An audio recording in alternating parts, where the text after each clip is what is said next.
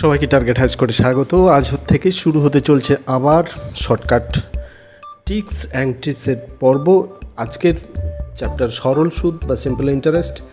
তো এই নতুন সিরিজে এই সিরিজটা আবার পুনরায় শুরু হলো। এর আগে বেশ কিছু শর্টকাট করা হয়েছে। আশা করি তোমরা শর্টকাট সিরিজের যে লিঙ্কগুলো আছে সেখান থেকে তোমরা অবশ্যই সেই ভিডিওগুলো সব দেখে নিয়েছো। প্লেলিস্টে গিয়ে যারা যারা এখনও পর্যন্ত দেখোনি ওখান থেকে সার্চ করে সমস্ত শর্টকাটগুলো দেখে নিতে পারো। তো তার পরবর্তী থেকে আবার শুরু হলো নতুন চ্যাপ্টার সরল সুদ বা সিম্পল ইন্টারেস্ট। তো এই শর্টকাট সিরিজে আমরা মেনলি ফোকাস করব তিনটি বিষয়ের ওপরে। একটা হচ্ছে শর্টকাট ক্যালকুলেশন, একটা অপশান দেখে চয়েস, আর একটা হচ্ছে শর্টকাট রুলস। এই শর্টকাট ক্যালকুলেশনের মধ্যে আমরা দেখব কি যে কত কম সময়ের মধ্যে ক্যালকুলেশনটা কমপ্লিট করা যায় সেটা একটা দেখব। আর দেখব কি অপশানগুলো দেখে ক্যালকুলেশন না করে অথবা কোনো অপশানের লাস্ট ডিজিট দেখে বা অপশানগুলোকে বিচার করে সেক্ষেত্রে আমরা বোঝার চেষ্টা করব যে কোনটা কারেক্ট অ্যান্সার হবে। আর একটা হচ্ছে শর্টকাট রুলস কিছু আছে, সেই রুলসগুলো প্রয়োগ করে আমরা দেখব যে কত সহজে কত কম সময়ে মাথা কত ইউজ করে আমরা ক্যালকুলেশন করতে পারি। তো শুরু করা যাক আজকের পর্ব। তাই এখনও পর্যন্ত যারা যারা চ্যানেলটিকে সাবস্ক্রাইব করোনি তাড়াতাড়ি সাবস্ক্রাইব করে নাও এবং সঙ্গে বেল আইকনটিও প্রেস করতে ভুলো না। যারা যারা পুরনো চ্যানেলের সঙ্গে আছো তাদেরকে অবশ্যই ধন্যবাদ জানাবো চ্যানেলের সঙ্গে থাকার জন্য। আশা করি তোমাদের এই সিরিজটিও ভীষণ কাজে লাগবে।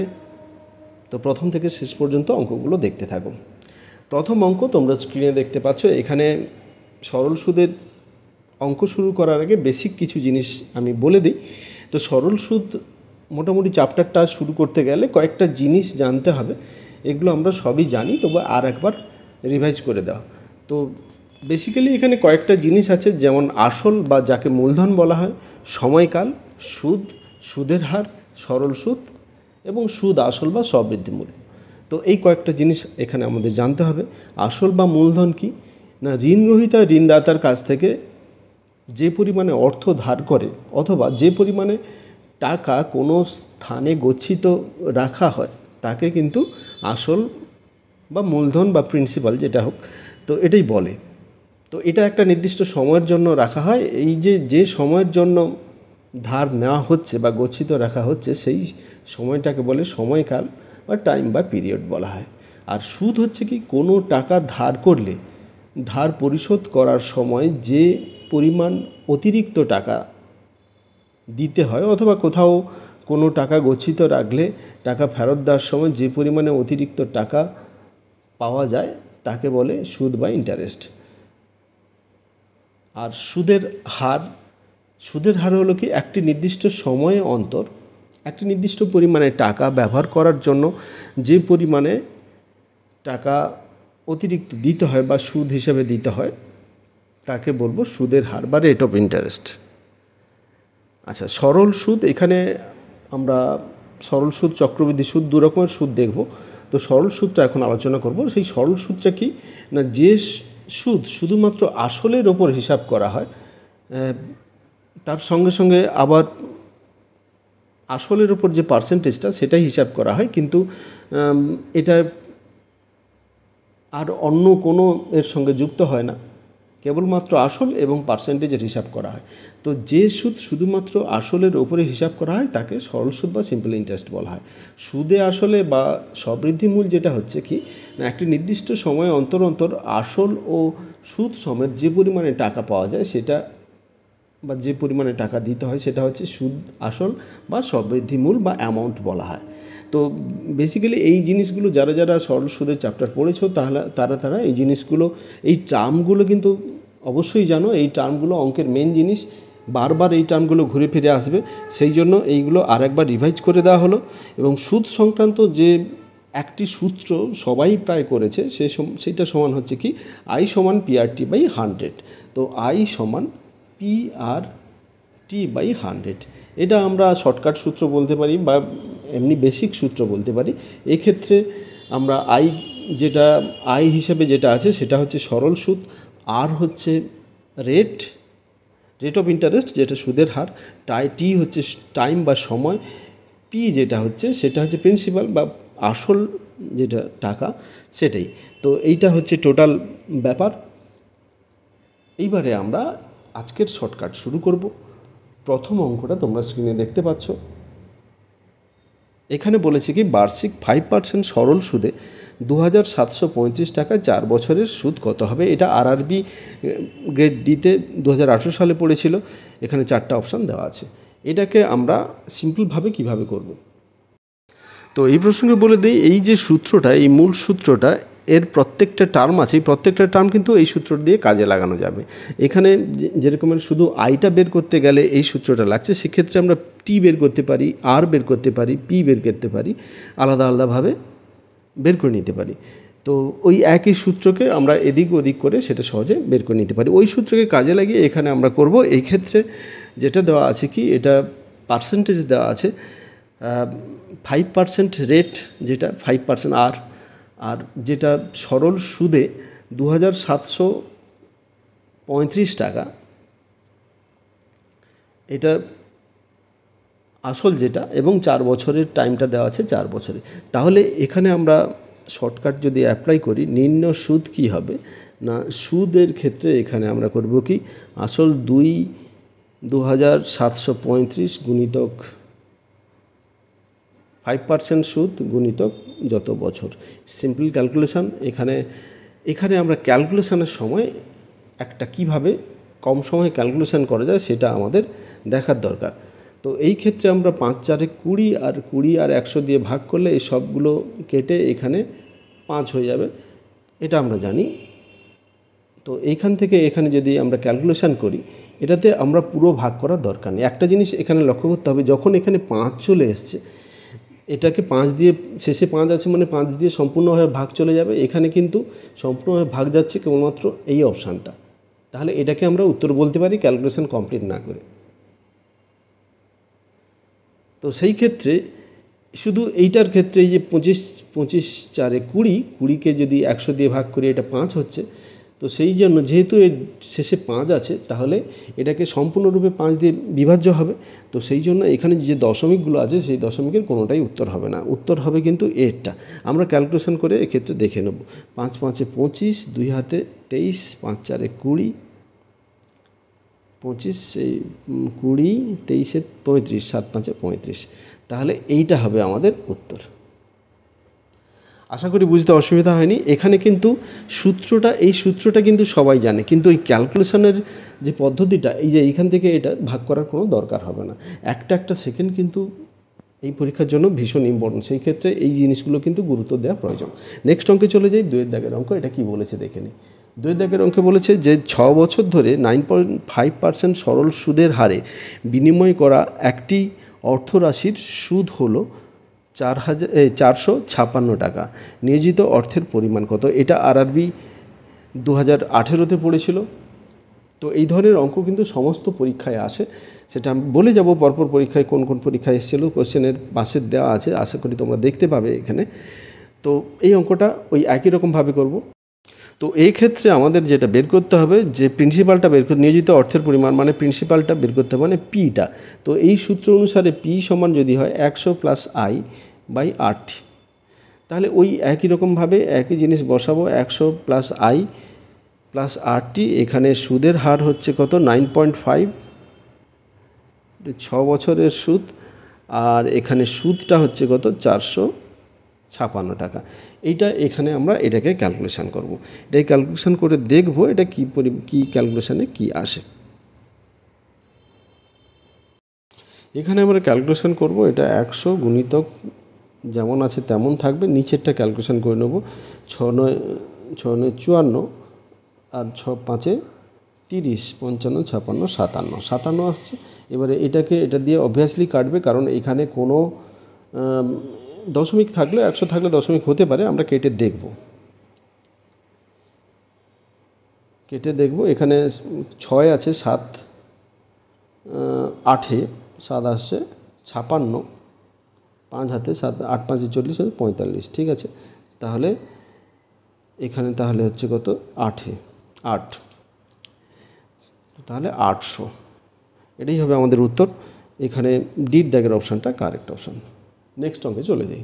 নেক্সট অঙ্কটা কী আছে, 3-এর দাগের অঙ্ক দেখে নিই একবার। বার্ষিক 12% হারে কিছু অর্থের 9 বছর এবং 12 বছরের সুদের হার কত হবে। তো এখানে এটা আরআরবি এনটিপিসিতে পড়েছিল 2016 সালে T1-এ। তো এই ক্ষেত্রে আমরা দেখব কি দুটো বছর দুটো আলাদা করা আছে, তো সেই জন্য আলাদা আলাদা করে এর যদি আমি সুদ বের করি বা তার অনুপাত বের করি সেটা অনেক সময় সাপেক্ষ হবে। আমাদের বুঝতে হবে এটা অ্যাকচুয়াল কী চেয়েছে। এখানে কিন্তু পার্থক্যটা হচ্ছে এই দুটো বছরের ক্ষেত্রে, বাকি কিন্তু সুদের হার একই। সেই জন্য আমরা কি করব, এখানে কোনো ক্যালকুলেশন করব না, শুধু এই বছর দুটোর অনুপাত বের করে নেব। এই অনুপাতে কিন্তু পরিবর্তন হবে, তাহলে এটার যা অনুপাত হবে সেটাই হচ্ছে উত্তর। তাহলে 3 দিয়ে যদি কেটে দিই 3 আর এটা 4 হবে, 3:4। তাহলে সির দাগের অপশানটা কারেক্ট অপশান। নেক্সট অঙ্কে চলে যাই। নেক্সট অঙ্ক কী বলেছে, এখানে 4-এর দাগের অঙ্ক। এখানে বলছে বার্ষিক 5% হারে কত সময়ে 1800 টাকার সরল সুদ 390 টাকা হবে। তো এখানে সুদের হার দেওয়া আছে 5%, টাকা বলা আছে, এখানে সময়টা আমাদের চেয়েছে টি বের করতে হবে। তো আসলে এখানে 1800, সুদটা হচ্ছে এইটা। তাহলে ওই সূত্র অনুসারে টি সমান 100 I/PR। এবারে মানগুলো বসিয়ে দিই। 100 গুণিতক আই এখানে কত হচ্ছে না 390, আর পি হচ্ছে 1800, আর আর যেটা হচ্ছে 5%। এইটা হচ্ছে আমাদের ক্যালকুলেশনের মূল জিনিস, আর কিছু নয়। এই ক্ষেত্রে আমরা কাটাকুটি করে দিতে পারি, এখানে দুটো শূন্য কেটে দিতে পারি। তো এইখানে এটা 3 দিয়ে কাটবে, 6 3 18, 3 1 3, 3 2 9, আর একটা শূন্য। এটা 5 দিয়ে কেটে যাবে, 5 2 10, 6 5 30। তো এই ক্ষেত্রে আমি একটু কাটাকুটি আর একটু করে নেবো। এখানে 13 2 26, 3 2 6, তার মানে আমাদের দাঁড়াচ্ছে কত 13/3। আচ্ছা, এটা 4 3 12 পূর্ণ 1 3। এইটা হচ্ছে আমাদের, এটা তো পুরোটা বছরে ক্যালকুলেশন হচ্ছে, তাহলে 4 বছর থাকবে। তার সঙ্গে সঙ্গে কত মাস হচ্ছে, এখানে অপশানগুলো দেখবো, অপশানে কিন্তু দুটো 4 বছর, এটা 4.5 বছর, 4 বছর 4 মাস আছে। তাহলে এই যে এটাকে মাসে করে নেবো, 12 দিয়ে গুণ করে নেবো। তাহলে এটা 4 3 12, তাহলে 4 বছর 4 মাস, এটাই হবে আমাদের উত্তর। 4-এর দাগের অপশান, 4-এর দাগের এর অপশানটা কারেক্ট অপশান। এবারে চলে যাচ্ছি 5-এর দাগের অঙ্কে। 5-এর দাগের অঙ্কটা কী বলেছে একবার দেখে নিই।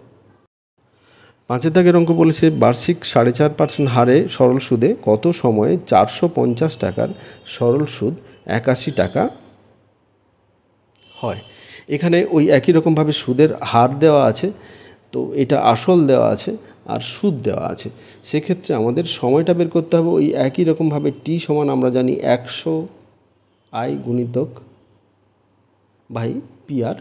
তো 100 গুণিতক I হচ্ছে যেটা আমাদের সুদ 81 টাকা বাই আসল 450 ইন্টু সুদের হার 4.5। তো এই ক্ষেত্রে যদি আমি ক্যালকুলেশন করি, ক্যালকুলেশন করলে এটা এটা 100 ছিল, একটা শূন্য কাটছে, আর এটা 5-এ কেটে দিতে পারি। 5 9 45, 5 2 10, 9 9 81। আচ্ছা, এটাতে 5 9 45, 0.5 হবে। এবার 0.5 মানে এটা 5-এর 10, 10টা উপরে চলে যাবে, 20/5 মানে 5 4 20, 4 হবে এর উত্তর। তাহলে 4 বছর, বির দাগের অপশানটা কারেক্ট অপশান। এর উত্তর হবে 4 বছর। এটা WBCS মেনে দুবার পড়েছিল, 2021 সালে আর 18 সালে। তো আশা করি এই অঙ্কগুলোর গুরুত্ব তোমরা সবাই বুঝতে পেরেছো। এখানে কিন্তু প্রত্যেকটা অঙ্ক কোনো না কোনো সালে, বিভিন্ন পরীক্ষাতে কোনো না কোনো সালে পড়েছে। তো আগের অঙ্কটা কোঅপারেটিভে পড়েছিল। তো এরপরের যে 6 দাগের অঙ্কটা করব, এটাও তেমনি WBCS মেনে 2016-তে পড়েছিল। 16,250 টাকা বার্ষিক 8% হারে 73 টাকার সরল সুদ হলো। এখানে তাহলে আমরা কি দেখতে পাচ্ছি, সরল সুদ বের করতে হবে। তো সেই ক্ষেত্রে আই সমান আমরা সূত্রটা জানি PR/T/100। এখানে পি সমান হচ্ছে কত 16,250, আর হচ্ছে 8%, টি হচ্ছে 73 দিন। তো এক্ষেত্রে দিনের ক্যালকুলেশন তো হবে না, একে বছর করতে হবে। 73/365 দিনে যেহেতু দেওয়া আছে বছরে করে নিলাম। আর বাই একটা থাকবে যেটা হচ্ছে 100, এমনিতেই সূত্রে যেটা ছিল সেটাই থাকবে। তাহলে নিচে এই দুটো শুধু গুণ হয়ে যাবে। এবারে আমাদের ক্যালকুলেশন করতে হবে। ক্যালকুলেশন করে দেখতে হবে যে কী হয়। একটা শূন্য আপাতত কেটে দিলাম। এবারে এইটা 5 দিয়ে কাটবে। এখানে 5 দিয়ে কাটার আগে এটাকে এটা দিয়ে কাটলে আমি দেখছি এটাকে 5 দিয়ে যদি কাটে, 5 5 25, 5 5 6 5 30, 2 3 হাতে 5 3 15, না হবে না। আচ্ছা 5 দিয়ে কেটে দিই। 5 2 10, 5 3 15, 12, 5 2 10, 5 5 25, 325, আটটা 365 হচ্ছে। আবার ওটা 5 দিয়ে কাটবে, এই 2টা কেটে দিলাম, এটা 4 আসছে। 5 দিয়ে কাটবে, এটা 7 5 35, 5 3 15, আর এটা 5 6 5 30, 5 5 25, তো 7 7 কেটে গেল। তো এই ক্ষেত্রে আমরা দেখতে পাচ্ছি 65 * 4 থাকছে শুধু। তাহলে 4 5 20, 2 হাতে 6 4 24, 25 26, 260 টাকা। তাহলে এই ক্ষেত্রে আমরা উত্তর পেলাম 260 টাকা। এখানে বির দাগের অপশানটা কারেক্ট অপশান, অ্যান্সার হবে 260। 7 দাগের অঙ্ক বলেছে শতকরা কত হারে সরল সুদে 360 টাকার 5 বছরের সুদ 522 টাকা হবে। এখানে এটা পিএসসি মিসলেনিয়াসে পড়েছিল। তো এখানে যেটা বলেছে লক্ষণীয় যে এখানে 360 টাকার 5 বছরের সুদ 522 টাকা হবে, কিন্তু এটাতে কোথাও বলা নেই যে সুদটা 5 বছরে কিন্তু এত টাকা হবে, সুদটা বলা নেই। তো সুদটা আমাদের ওখানে বের করে নিতে হবে। সুদ, মোট সুদ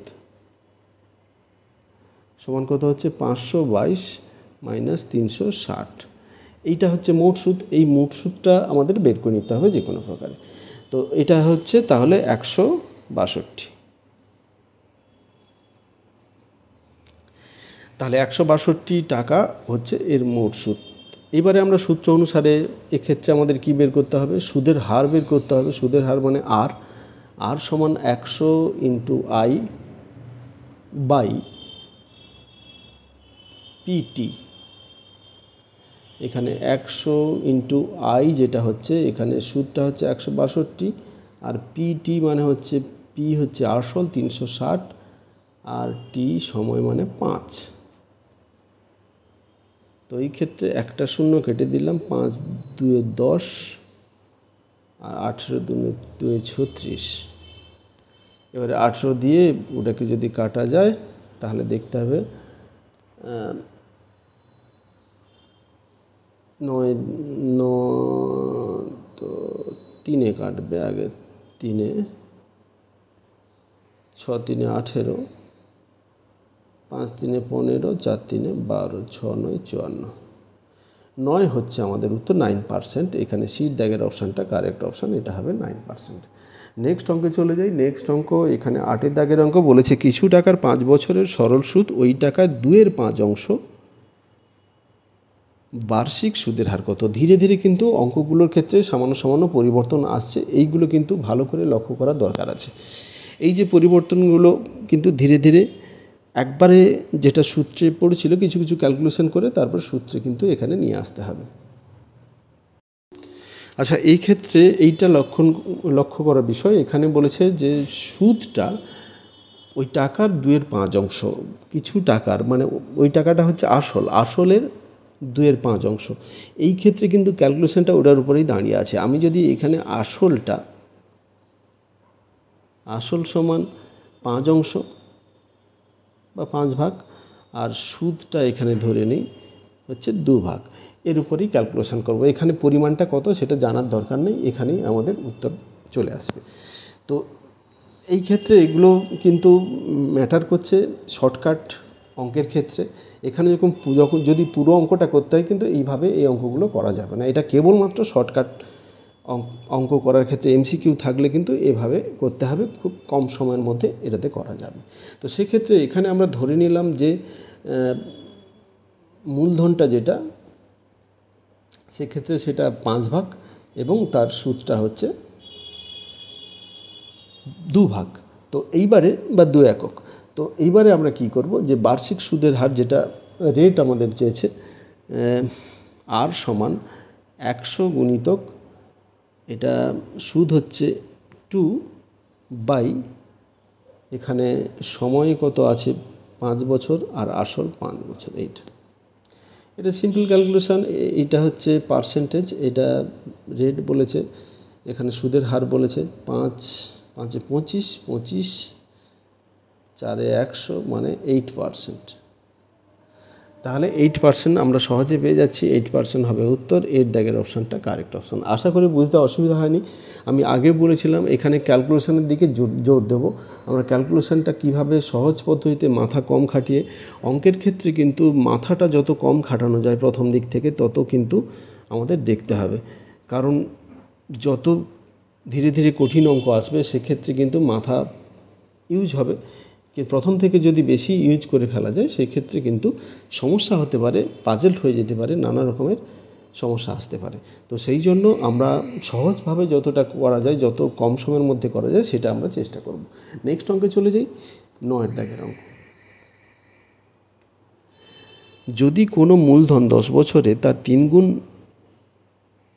গুণে পরিণত হয় তবে বার্ষিক সুদের হার নির্ণয় করো। এটা ডব্লিউবিসিএস 2019-এ মেনে পড়েছিল। তো এই প্রসঙ্গে বলে রাখি, আগের অঙ্কটা কিন্তু ডব্লিউবিসিএস মেন 2017-তে পড়েছিল, আর এটা 2019-এ পড়েছিল। তো এই ধরনের অঙ্ক কিন্তু পরীক্ষায় প্রায় আসে। এই যে 3 গুণ বলা আছে, তো এই ক্ষেত্রে আমাদের অঙ্কটা একটু ভালো করে বুঝতে হবে যে যদি কোনো মূলধন 10 বছরে, এখানে টাইমটা আছে 10 বছর। আচ্ছা, মূলধন এখানে 3 গুণে পরিণত হয়। আচ্ছা, যখন আসলটা যদি 1 গুণ থাকে, এখানে প্রিন্সিপালটা যদি 1 গুণ ধরে নিই, তাহলে এখানে সুদে আসলে যেটা হবে সেটা হচ্ছে 3 গুণ, এবং আমরা শুধু সুদটা ধরব।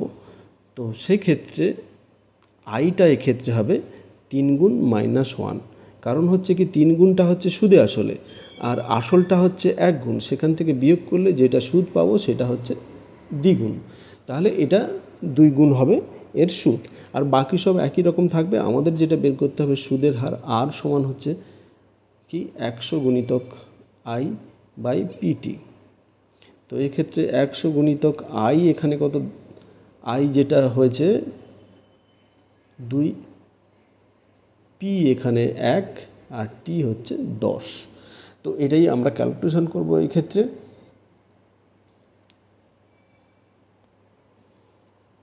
তাহলে এটা 10-এ কেটে যাবে, তার মানে হচ্ছে 20%। তাহলে ডির দাগের অপশানটা কারেক্ট অপশান। এখানে ক্যালকুলেশনের দিকেও নজর দেওয়া হয়েছে শর্টকাট সূত্রের সঙ্গে সঙ্গে। তো এই ধরনের কিন্তু সবসময় লক্ষ্য রাখতে হবে আমরা কিভাবে এগোবো। অনেক সময় এক্স ওয়াই ধরে অঙ্ক করা যায়, কিন্তু সেক্ষেত্রে কিন্তু অনেক বড় হয়ে যায়। তো যতই শর্টকাট ইউজ করি না কেন, তো সেক্ষেত্রে আমাদের ক্যালকুলেশনের দিকেও ভাবতে হবে যে কোন পথে ক্যালকুলেশনটা নিয়ে যাব। 10-এর দাগের অঙ্কটা তোমরা স্ক্রিনে দেখতে পাচ্ছ। এটাতে বলেছে বার্ষিক 6.14% সরল সুদে কিছু পরিমাণে অর্থ কত বছরে মূলধনের দ্বিগুণ হবে। এখানে মূলধনকে যদি 1 গুণ ধরা হয়, পি যদি 1 গুণ হয়, তাহলে আই হবে কত, দ্বিগুণ। এখানে সুদের হার যেটা হচ্ছে কত, 6.1/4 বা 6×4 = 25/4। তো কত সময়টা আমাদের বের করতে হবে। সিম্পল জিনিস, এখানে সূত্রে ফেলবো, টি বের করতে হবে। টি সমান হচ্ছে কি 100 গুণিতক আই বাই পি আর। তো 100 গুণিতক আই যেখানে হচ্ছে 2, পি যেখানে 1, আর হচ্ছে 25/4। এবার 4টা উপরে গুণ হয়ে যাবে, নিচে 25 থাকবে। তাহলে 4টাকে যদি উপরে গুণ করে দিই, নিচে শুধু 25 রাখি, 25-এর সঙ্গে এটা কেটে গেলে এটা 4 হবে। তাহলে 4 4 16, 16 2 এখানে 32 হচ্ছে। এখানে একটা ব্যাপার আছে, এখানে একটু ভুল হলো। ভুলটা কোথায় আমি বলছি যে এখানে যেটা বলেছিল কিছু পরিমাণে অর্থ কত বছরে মূলধনের দ্বিগুণ হবে, তো অর্থটা দ্বিগুণ হচ্ছে কিন্তু এখানে সুদের কথা কোথাও বলা নেই। তাহলে অর্থ যদি 1 গুণ থাকে সেই অর্থটা দ্বিগুণ হচ্ছে, এখানে সুদ কত হবে, সুদটা ঘুরে ফিরে সেই 1 গুণ এসছে, এটা যেটা আমরা 2 ধরেছিলাম এখানে 1 হবে। কারণ হচ্ছে এই পরিমাণে অর্থ, এই 1 গুণ অর্থ সেটা সুদে মূলে দ্বিগুণ হয়েছে, এটা হচ্ছে আসল যেটা হচ্ছে 1 গুণ, আর সুদে মূলে যেটা হচ্ছে দ্বিগুণ হচ্ছে। তাহলে সুদ কত হবে না, সুদ এক্ষেত্রে হবে 2 - 1 = 1। তাহলে এইটা 1 হবে 2-এর পরিবর্তে, তার মানে এটা 1 হবে, তার মানে এটা হবে 16ই হবে অ্যান্সার। তো এখানে ডির দাগের অপশানটা কারেক্ট অপশান। নেক্সট অঙ্কে চলে যাই, 11 দাগের অঙ্ক। 11 দাগের অঙ্কটা কী বলেছে, কত বছরে 10% হারে কোনো আসল ও তার থেকে প্রাপ্ত সুদের অনুপাত 10:3 হবে। তো এই ক্ষেত্রে আসল আর সেখান থেকে প্রাপ্ত সুদ, আসলটা এখানে এই অনুপাতটাই রাখবো, আসলকে আমরা যেটা আছে সেটা 10 ধরবো, আর সুদটা এখানে 3 ধরবো। পরীক্ষার সময় এইসব লেখার দরকার নেই, সিম্পল ক্যালকুলেশন করবো। এই ক্ষেত্রে আর সমান হচ্ছে 10%। আমাদের বের করতে হবে কত, যে কত বছরে, টিটা বের করতে হবে। টি সমান আমরা কত জানি না 100 গুণিতক আই যেটা এখানে কত হচ্ছে, আই হচ্ছে সুদ মানে 3 বাই পি আর মানে আসল গুণিতক রেট যেটা সেইটা, এইটা সাজানোর এই ব্যাপার, এটা কেটে যাবে, এখানে শুধু পড়ে থাকবে 3 বছর। তাহলে সির দাগের অপশানটা কারেক্ট অপশান।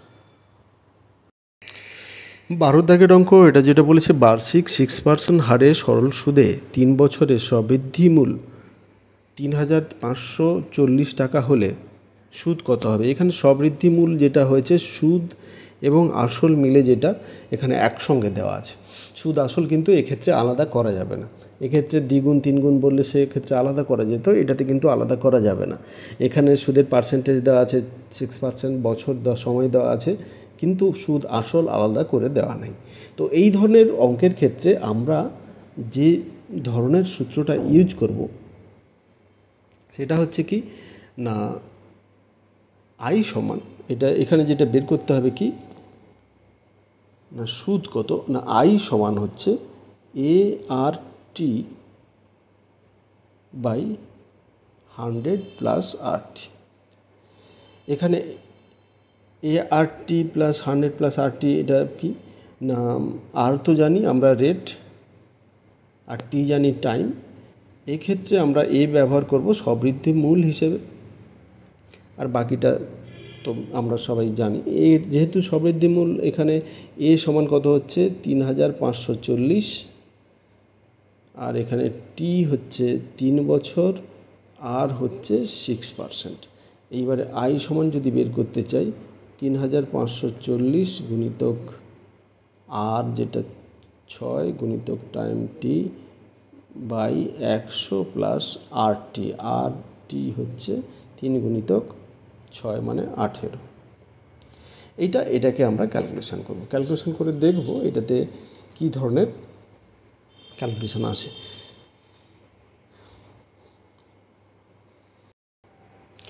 তো এই ক্ষেত্রে ওপরে যেমন থাকছে গুণিতক আকারে ওটাই লিখব, ওপরে বিশেষ কিছু ক্যালকুলেশন করব না, নিচে যেটা আছে সেটাকে যোগ করে দেবো 118। এবারে 118 এটা দিয়ে যদি আমি কাটাকুটি করি, প্রথমে 2 দিয়ে 6কে, এটা 3 দিয়ে করলাম, এটা 2 দিয়ে করলাম, 5 দিয়ে 10 আর 18, 9 দিয়ে 18, 49। তো তাহলে এই 49কে এটা দিয়ে কাটাকুটি যায় কি না আমরা দেখতে হবে। এখানে শেষে যদি 4 হিসেবে আমরা 6, এটাকে যদি 6-এ গুণ করি তাহলে 59 গুণিতক 6, 6 9 54, 5 হাতে 6 5 30, 35, ঠিক আছে। তাহলে হয়ে যাচ্ছে, এটা 6-এ যাচ্ছে 60 হবে, 60, আর এটা 9, 3 3 9, তাহলে 6 9 54, 540। তাহলে বির দাগের অপশানটা কারেক্ট অপশান, 540 টাকা। নেক্সট অঙ্কে চলে যাই। 13 দাগের অঙ্ক, কোনো আসল 20 বছরে সুদে আসলে দ্বিগুণ হলে সুদের হার কত হবে। এই ধরনের অঙ্ক আমরা আগে করেছি। তো সেই প্রসেসে করতে গেলে এখানে সুদ যেটা হচ্ছে সুদে আসলে দ্বিগুণ হয়, যেটা তাহলে এখানে আসল যদি আমি ধরি 1 গুণ, তাহলে সুদে আসলে দ্বিগুণ হবে, কিন্তু সুদ হবে কত, 2 - 1 সমান হচ্ছে 1। আর এখানে সময়টা টাইমটা দেওয়া আছে কত, 20। তো সেক্ষেত্রে আর সমান হচ্ছে 100 গুণিতক 1, যেটা হচ্ছে আসল এই সুদ বাই আসল হচ্ছে 1 ইন্টু টাইম। তো তাহলে 20 × 5 = 100, 5%। এটা একটা পদ্ধতি হলো। আর একটা পদ্ধতি আছে, আর একটা সূত্র আছে এখানে, সেই সূত্রটাও আমরা এখানে অ্যাপ্লাই করে নিতে পারি।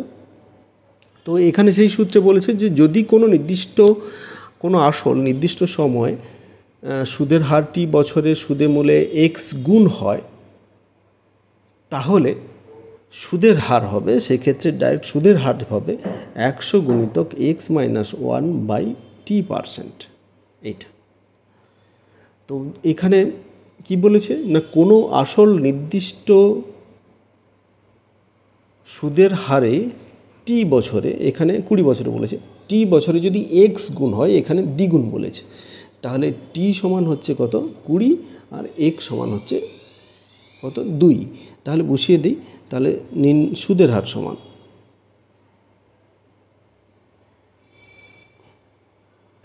100 গুণিতক x হচ্ছে কত, এক্ষেত্রে 2 - 1/20। তাহলে 100/20 মানে হচ্ছে 5। এটাই হবে আমাদের উত্তর। যেভাবে করি আমরা, আগের অপশান দিয়ে করি কিংবা এই সূত্র দিয়ে করি, তো কিন্তু সবের ক্ষেত্রে একই হবে। নেক্সট পরের অঙ্কে চলে যাই। 3000 টাকা এমন দুটি অংশে বিভক্ত করা হলো যাতে প্রথম অংশ 10% হারে 3 বছরের সুদ এবং দ্বিতীয় অংশ 15% হারে 4 বছরের সুদ সমান হয়। তো এই দুটি অংশ কি হবে, এখানে 4টা অপশান দেওয়া আছে, সেখান থেকে আমাদের বের করতে হবে। তো এই ক্ষেত্রে এটার একটা বিশেষ সূত্র আছে, সেই সূত্রটা হচ্ছে কি না, কোনো নির্দিষ্ট মূলধনকে যদি nটি অংশে ভাগ করা যায়, এখানে দুটি অংশ বলেছে, এখানে 3, 4, 5 ভাগে ভাগ করা যেতে পারে, বিভিন্ন রকম ভাগে ভাগ করা যেতে পারে। তো প্রথম অংশে যদি R1% হারে সুদ দেয় T1 সময়, দ্বিতীয় অংশ R2 পার্সেন্ট হারে সুদ দেয় যেটা T2 সময়, তৃতীয় অংশ R3% হারে দেয় T3 সময়ের জন্য, এইভাবে চলতে থাকবে না। nতম অংশের জন্য Rn% হারে সুদ দিবে Tn সময়ের জন্য যদি হয়, তাহলে সূত্রটা হচ্ছে কি যে 1/R1T1 অনুপাত 1/R2T2, এটা যতগুলো হবে ততটাই থাকবে। তো এখানে যেহেতু দুটো আছে, তাহলে 1/R1T1 অনুপাত 1/R2T2, এইটুকুই অংশ শুধু, আর কিছু নয়। এই তিনটে থাকলে অনুপাত 1/R3T3। তো এবারে আমরা আর এখানে পাচ্ছি কত না, আর পাচ্ছি যে এখানে প্রথমটায় 3 বছর, তারপরে টি হচ্ছে কত, টিটা হচ্ছে 3 বছর, আর আরটা হচ্ছে 10% R1টা। তো এই ক্ষেত্রে আমরা তাহলে 10 × 3 অনুপাত 1/, এটা 15 × 4। তো এটা হচ্ছে কত, 30, আর এটা 60।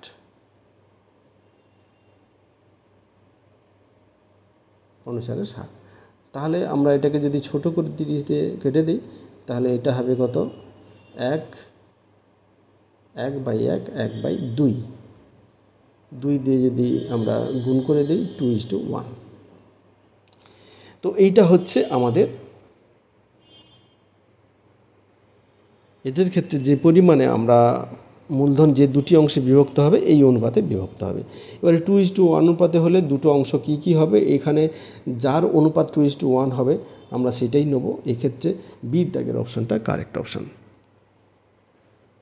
এখানে ক্যালকুলেশন করার দরকার নেই। ক্যালকুলেশন করতে হলে 3000 গুণিতক এই প্রথম অংশ বের করতে হবে। এখানে 2 অনুপাত আছে, 2 অনুপাতকে যদি অংশে করি তাহলে ও অনুপাতটা উপরে লেখা হবে, আর টোটাল যে অনুপাতটা 2 + 1 টোটাল অনুপাতটা নিচে লেখা হবে। এটা হচ্ছে 1000 হলো, আর এটা 2 মানে 2000 বেরিয়ে গেল। আর বাকিটা বিয়োগ করলে আমরা বাকিটা পেয়ে যাব, বা এর সাহায্যে বের করলে 3000 গুণিতক 1/, এটা যেহেতু 1 অনুপাত আছে, 1/, টোটাল অনুপাত সমান হচ্ছে 1000। এভাবে বের করব। তো ক্যালকুলেশন করার অনেক রকমের নিয়ম আছে। এটা মুখে মুখে আমরা দেখে যেটা বুঝবো যে এটা এই অনুপাতটা যেখানে থাকছে সেটাই আমরা কারেক্ট হিসাবে ধরবো। এখানে বির দাগের অপশানটা কারেক্ট অপশান।